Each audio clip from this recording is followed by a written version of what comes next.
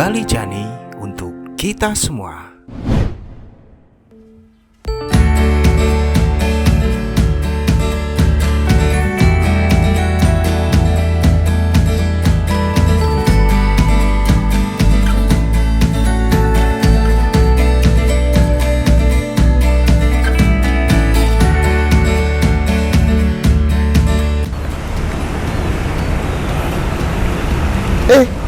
Lewat.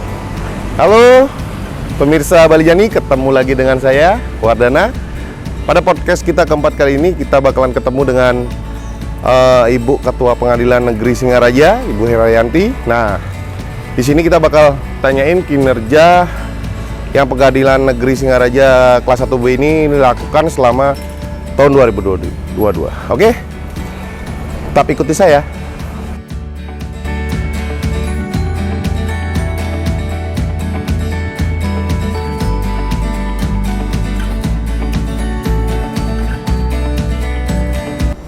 Baik sahabat Bali Jani, seperti yang tadi saya janjikan kepada pemirsa Bali Jani, di episode keempat kita bakalan bertemu dengan seorang ibu yang cantik, energik.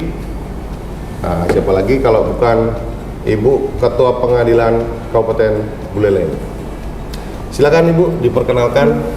Om Swastiastu, Assalamualaikum warahmatullahi wabarakatuh. Saya Herianti SH Mhum, Ketua Pengadilan Negeri Singaraja kelas 1B.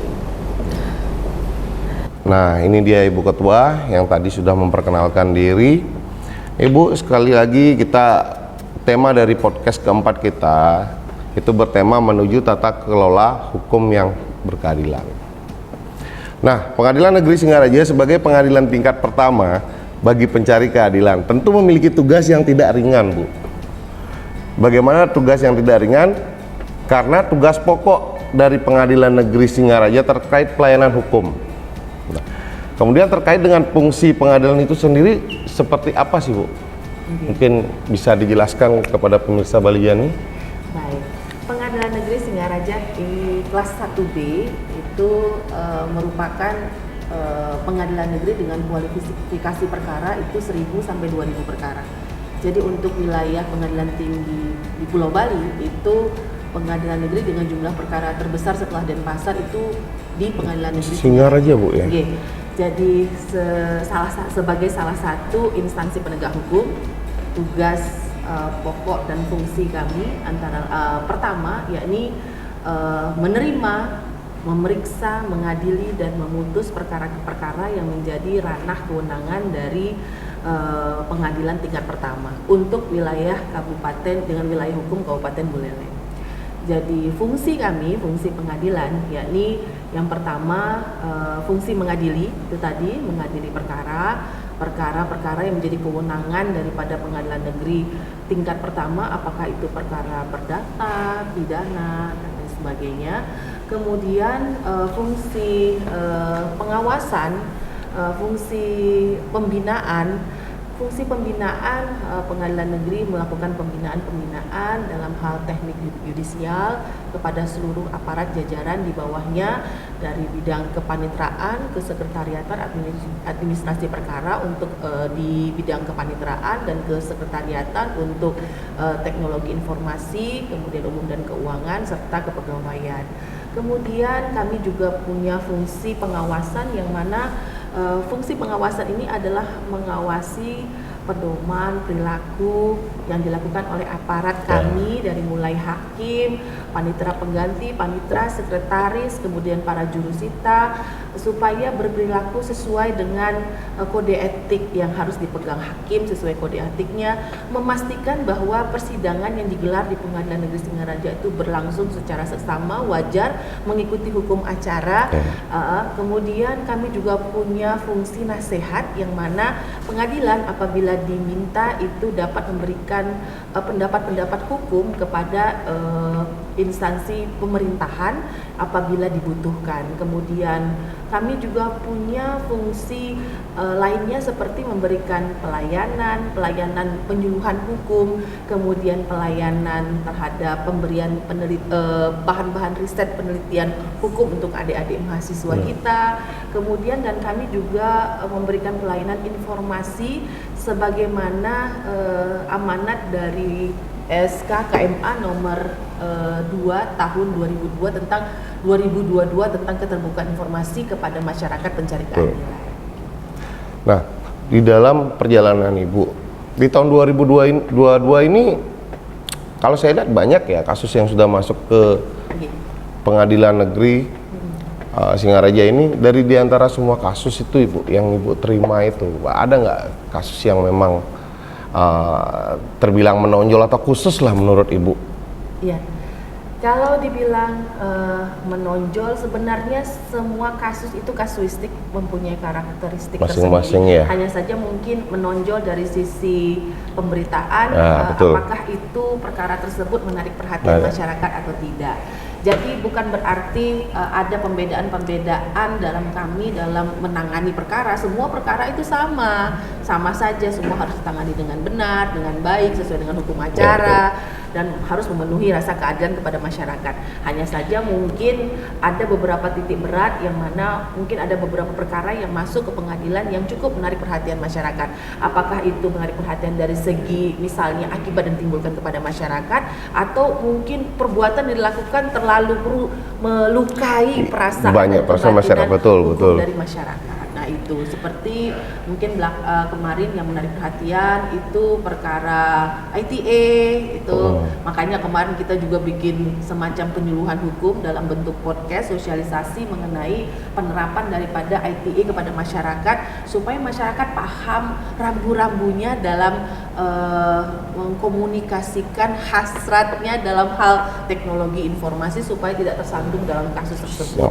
Jadi kasus ITA cukup lumayan ya. Banyak ya Bu ya. Termasuk juga kasus perlindungan anak itu juga cukup menarik perhatian. Dan kalau yang terakhir ini kasus penggelapan pajak. Nah itu memang cukup menarik perhatian masyarakat sehingga Pengadilan Negeri Singaraja paling tidak memastikan bahwa persidangan yang digelar itu berjalan seksama sesuai dengan hukum acara sehingga dapat memenuhi rasa keadilan bagi masyarakat ini.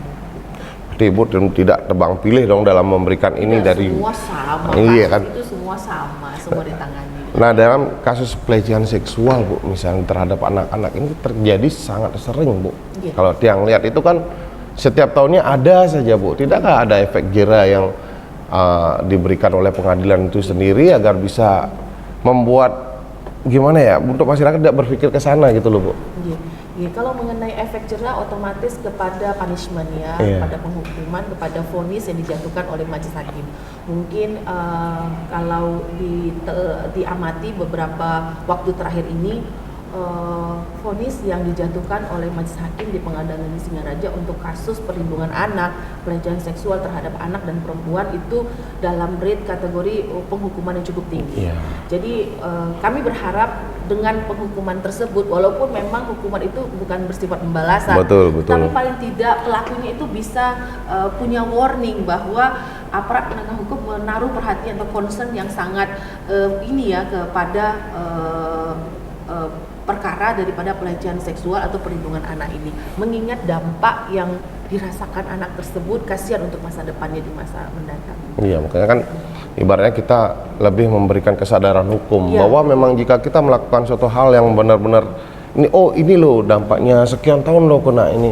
Tapi kalau yang lihat dengan hukuman itu saja sih kayaknya gitu loh, tidak memberikan efek jera yang benar-benar mereka tidak berulah lagi gitu. Memang dari ini kasus jarang kita temuin satu orang itu melakukan berkali-kali Bu, tapi tidak memberikan ini buat yang lain untuk tidak melakukan itu gitu loh. Mungkin pengadilan harus memiliki sistem yang memang harus disiarkan. Oh ini memang ini begini. Mungkin ada nggak Bu kiat-kiat Ibu ke depan untuk memberikan pemahaman tentang hukum ini lebih luas lagi ke masyarakat? Kalau kiat dari pengadilan dalam hal mungkin menyebarluaskan berita ini dalam bentuk pemberitaan, kami terikat pada kode etik dan hukum acara yang mana persidangan juga harus digelar secara tertutup. Iya.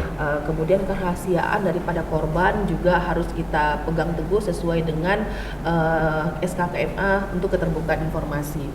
Hanya saja mungkin yang dapat kami lakukan, pengadilan juga punya fungsi penyuluhan hukum, melayani dalam hal penyuluhan hukum.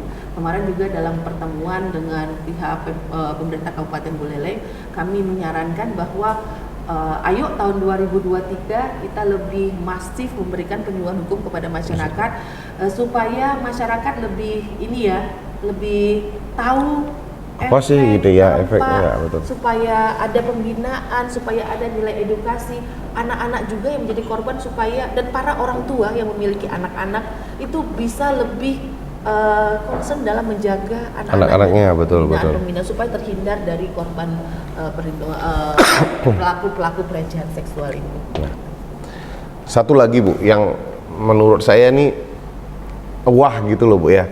Dalam tahun 2022 ini Bu, ada dari pantauan pers Balijani ya, itu ada 600 Bu, kasus perceraian yang diselesaikan oleh pengadilan ini. Ini saya kira ini efeknya karena pandemi apa karena virus apa lucu Bu ya. Karena dalam tahun ini saja ada 600 janda dan duda Bu. Oke. Jadi ironinya ini bukan hanya terjadi di Pengadilan Negeri Singaraja, hampir merata di seluruh pengadilan. Mungkin karena pandemi ini. Sejak pandemi memang tingkat pengajuan perkara dalam hal perceraian ini memang meningkat drastis. Berbagai alasan-alasan yang kami lihat dari alasan-alasan gugatan yang diajukan oleh penggugat, apakah itu dari suaminya atau istrinya yang mengajukan gugatan perceraian ke pengadilan, itu memang rata-rata didominasi oleh ekonomi, dampak ekonomi.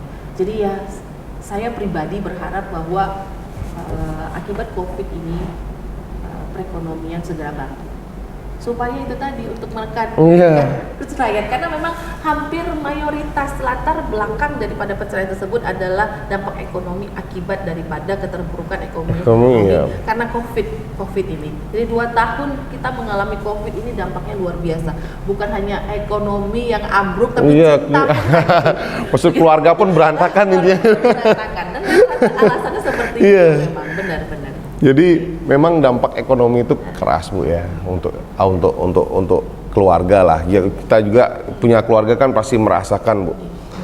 Oke Bu, saya mau mengulik sedikit tentang visi misi dari pengadilan Bu. Ini pengadilan negeri kalau konsistensinya kita lihat ini sudah bagus sekali, konsentrasi dalam penegakan hukum itu sangat dirasakan oleh masyarakat Bu. Mungkin bisa dijelaskan Bu visi dan misi dari pengadilan sendiri? Kalau visi daripada Pengadilan Negeri Singaraja terwujudnya Pengadilan Negeri Singaraja yang agung. Kemudian misinya pertama itu adalah menjaga kemandirian, ya, bebas dari tekanan. Betul. Seperti itu. Kemudian memberikan pelayanan hukum yang berkeadilan kepada masyarakat pencari keadilan. Kemudian meningkatkan kualitas kepemimpinan. Ya, dan terakhir meningkatkan kredibilitas dan transparansi di Pengadilan Negeri Singaraja. Itu visi dan misi dari pengadilan. Nah, untuk 2022 Bu, sudah banyak kasus yang diselesaikan di PN Singaraja ini. Harapan Ibu di 2023 dan sekaligus memberikan memberikan nasihat kepada masyarakat agar sadar hukum Bu, agar tidak melakukan suatu kejahatan yang memang dengan hukumannya yang memang benar-benar membuat efek jera gitu loh Bu. Mungkin Ibu bisa ini apa yang harus kesan-kesan Ibu di 2022 ini dan mungkin 2023 ya buat masyarakat kita pemirsa Balijani. Jadi perlu kami sampaikan sedikit berdasarkan data kami sesuai dengan keadaan perkara di Pengadilan Negeri Singaraja. Jumlah perkara di Pengadilan Negeri Singaraja itu memang relatif flat dari tahun ke tahun, berkisar di atas 1000 perkara. Jadi untuk perkara di tahun 2022 ini, untuk perkara gugatan, karena kita ada nyebrang tahun dari 2021, masih ada sisa perkara sekitar 145, kemudian masuk di tahun ini yang baru itu 674 perkara untuk gugatan saja. Yang gugatan saja. Ya, kemudian putus 693, masih ada sisa kami sudah tutup untuk penutupan tahun ini sekitar 126, itu baru gugatan. Kemudian bantahan itu ada 5 dari sisa tahun lalu, masuk pada tahun ini itu 8, putus 8, sisa 5. Kemudian permohonan yang dari tahun lalu itu sisa 11, masuk tahun ini 228, putus 221, sisa 18, dan GS itu sisa tahun lalu 2, masuk 6, putus 18, sisa nihil. Untuk perdata memang cukup banyak, dan memang tadi seperti yang disampaikan relatif dominan itu didominasi oleh perkara perceraian. Untuk perkara pidana, untuk pengadilan negeri sebesar Singaraja sebenarnya tidak begitu tidak begitu keras ya, karena jumlah perkara untuk perkara pidana kalau dibandingkan mungkin pengadilan negeri lain, tapi memang Bali relatif umumnya untuk pidana tidak terlalu ini ya. Pidana biasa sisa tahun 2021 itu 34, masuk tahun ini cuma 185, putus 180, sehingga sisa perkara kami tahun ini 39. Yang lain singkat, cepat, pra-peradilan, pidana anak hanya menyisakan pidana anak 2 saja. Jadi kalau dihitung secara keseluruhan jumlah perkara kami untuk tahun ini sekitar 1124 ya, 1100 yang masuk. Untuk keadaan perkara upaya hukum untuk banding gugatan itu sekitar 25, bantahan 4, pit B, ini pit sus, pit dan itu ada juga, kasasi juga ada sekitar 19, dan PK juga kita ada 4. Jadi kami di Pengadilan Negeri Singaraja ya, mengingat sebenarnya wilayah hukum di Kabupaten Buleleng ini besar, Bu. Betul sekali. Dan untuk jumlah perkara 1000 ini sebenarnya ya cukup standar lah dengan wilayah hukum seluas. Sebenarnya bisa dikategorikan keadaan di Buleleng ini cukup kondusif, karena perkara pidananya pun hanya 185 yang masuk. Yang dikategorikan juga ringan gitu, Bu ya. Ya, tidak ada yang terlalu wah gitu ya, tidak ada yang berat-berat. Paling ada terakhir masuk perdagangan TPPU, tindak pidana perdagangan orang, itu ada 1 yang mungkin penyelesaiannya akan nyebrang ke tahun 2023 karena sampai dengan hari ini masih dalam tahap persidangan atau pembuktian. Oh, yang itu yang dari yang orang Tamblang itu ya, kayak TPPU, tindak pidana perdagangan, itu agak unik juga itu. Jarang-jarang terjadi, tapi di Singaraja ada.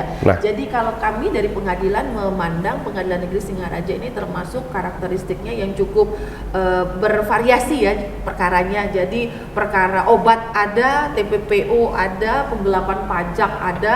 Jadi salut untuk APH di Kabupaten Buleleng. Tapi dari sekian kasus itu, Bu, kan banyak kita lihat, Bu. Tapi saya lihat ke depan ini kayaknya PN Negeri ini agak sepi, Bu ya. Dari sekian kasus yang Ibu tadi bicarakan itu kelihatannya sepi, kok nggak ada sidang itu, apa semua dilakukan daring atau online, Bu? Nah, kalau online itu kan masih di persidangan pidana. Jadi persidangan perdata kan kita sudah gelar secara e-court. Jadi persidangan yang kita gelar itu hanya persidangan pada pembuktian perkara. Selebihnya kita sudah secara e-court, dan alhamdulillah memang kita didukung oleh tim IT yang ini, jadi persidangan e-court juga tidak ada kendala. Jadi persidangan e-court memang efisien sekali. Betul. Dengan efisien sekali untuk bisa paling tidak perkara itu berjalan, pertama lebih efisien, lebih cepat, lebih pasti, lebih transparan. Jadi kalau harapan kami sih kepada masyarakat mencari keadilan tidak perlu meragukan bagaimana profesionalisme dari Pengadilan Negeri. Iya, betul. Negeri Singaraja, kami berupaya keras dari waktu ke waktu untuk memberikan pelayanan yang berkeadilan kepada masyarakat. Transparansi, monggo silakan mencari informasi apapun dapat Anda Bapak Ibu gali di pada kami. Kami punya banyak aplikasi inovasi yang mendukung semua informasi dapat tersampaikan dengan baik kepada masyarakat. Bisa dibuka di website, bisa dengan berakses langganan Siarta. Siarta ini adalah informasi yang masyarakat dapat ambil informasi apapun dari pengadilan. Kalau kualifikasi perkara, jumlah perkara, kemudian perkara apa yang Bapak Ibu sekarang sedang tangani, kemudian layanan untuk memberikan jadwal perkara, sudah ini ya terjadwalkan di sana Bu ya. Wah, berarti ini sudah aplikasi yang benar-benar membuat transparan Bu ya. Jadi kita bisa buka apapun kapanpun gitu kan. Kapanpun 24 jam itu admin akan menjawab pertanyaan dari masyarakat semua. Misalnya ingin membutuhkan informasi apa nih, informasi perkara, jadwal persidangan. Kemudian Anda bersidang pun nanti akan diingatkan, Anda akan bersidang pada tanggal sekian, jam sekian di ruang apa, dengan hakim siapa. Itu Anda bisa gunakan langganan Siarta, informasi dari pengadilan gratis. Ya, buka saja di website semua informasi kami ada kan. Ya. Berarti memudahkan untuk mengakses ke pengadilan negeri. Oke Bu, satu pertanyaan lagi. Bukan pertanyaan ya, bukan pertanyaan, tapi sih ini saya pengen nanya tentang program-program dari pengadilan negeri sendiri ini sendiri dalam tahun 2023 Bu. Ini kan dari kasus 2021 masih ada tadi seperti bilang 2002. Punya kiat khusus nggak di tahun 2023? Semua kasus ini selama saya masih di tempat ini harus saya selesaikan. Punya kiat khusus nggak Bu untuk itu Bu? Ya, kita tetap berjalan sebagaimana rule-nya saja. Yang pasti siapapun pimpinannya, ya mungkin nanti setelah saya akan berganti lagi kepada pimpinan yang baru. Yang fungsi pengadilan tetap berjalan. Fungsi mengadili, fungsi pengawasan, fungsi pembinaan, fungsi nasihat, fungsi administratif, fungsi memberikan pelayanan dan penyuluhan hukum kepada masyarakat, fungsi transparansi, memberikan keterbukaan informasi terkait peradilan persidangan kepada masyarakat. Nah, itu pasti memang harus dipegang teguh sesuai dengan kode etik dan sesuai dengan tanggung jawab seorang pimpinan. Saya pun juga akan melakukan hal yang sama. Yang pasti apa yang sudah diraih, mungkin ada beberapa prestasi yang kami raih pada tahun 2022. Insya Allah kami akan lebih tingkatkan lagi di tahun 2023 dengan semangat yang lebih membara lagi untuk memberikan pelayanan hukum yang berkeadilan kepada masyarakat pencari keadilan, khususnya di Kabupaten Buleleng. Nah, betul Bu. Mungkin Ibu tadi bilang di tahun 2002 mendapatkan ini sebuah apresiasi yang besar ya buat Ibu di Kabupaten Buleleng selama memimpin di pengadilan negeri ini, memang mendapat apresiasi pun. Dan saya lihat dari semua sidang yang Ibu laksanakan itu hampir tidak pernah sama sekali saya mendengar suatu keluhan yang wih PN Singaraja tidak ada ini. Berarti Ibu sudah membuat sistem yang membuat semua transparansi, kelihatan jelas Bu di mata publik. Jadi saya salutlah buat itu Bu. Jadi ke depan mungkin kita ini kan untuk pengadilan negeri lebih bersemangat lah Bu ya untuk menyelesaikan kasus-kasus yang tertunda di tahun 2021, 2022. Mungkin dari kita pemirsa, itu tadi penjelasan dari Ibu Ketua Pengadilan Negeri Singaraja. Jadi untuk itu saya ucapkan terima kasih Bu atas partisipasinya dan terima kasih sudah mau bergabung di podcast kita. Untuk itu nantikan podcast kelima kita tentunya dengan narasumber yang lebih menarik dari saat ini. Oke, terima kasih.